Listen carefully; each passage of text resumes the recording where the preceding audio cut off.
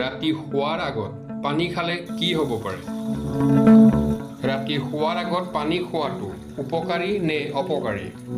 কোনবিলাক মানুহে ৰাতি শোৱাৰ আগত পানী খাব লাগে আৰু কোনবিলাক মানুহে খাব নালাগে, আহক জানি লওঁ।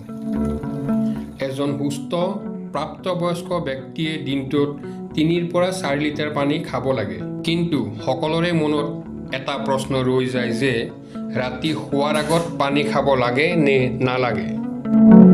বিশেষজ্ঞসকলৰ মতে ৰাতি শোৱাৰ আগতে পানী খোৱাটো প্ৰয়োজনীয়, যাৰ ফলত খাদ্য সহজে হজম হয়। ইয়াৰ উপৰিও পানীৰ ফলত শৰীৰত ভিটামিন আৰু খনিজ পদাৰ্থও শোষিত হয়। পানী খোৱাৰ দ্বাৰা বিপাকীয় ক্ৰিয়া সুস্থ হৈ থাকে আৰু বিষাক্ত পদাৰ্থ আৰু পেলনীয়া সামগ্ৰী বাহিৰলৈ ওলাই অহাত কোনো সমস্যা নহয়। এইসকল লোকে অত্যাধিক পানী খোৱাৰ পৰা বিৰত থাকিব লাগে।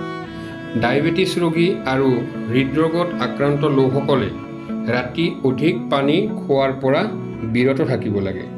যদি এনে লোকে ৰাতি অধিক পানী খায়, তেন্তে তেওঁলোকে বাৰে বাৰে প্ৰস্ৰাৱগাৰলৈ যাব লাগিব, যাৰ বাবে তেওঁলোকৰ টোপনি চক্ৰ সম্পূৰ্ণৰূপে বিঘ্নিত হয় আৰু তেওঁলোকে প্ৰয়োজনীয় 8 ঘণ্টা টোপনি সম্পূৰ্ণ কৰিব নোৱাৰিব।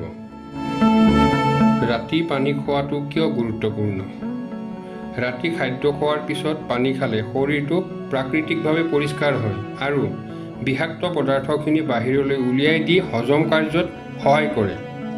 যিসকলৰ এচিডিটি বা গেছৰ সমস্যা আছে, তেওঁলোকে ৰাতি পানী খাব লাগিব। জ্বৰ, চৰ্দি আদি ৰোগীৰ বাবে মৃদু উষ্ণ পানীয়ে ঔষধৰ দৰে কাম কৰে।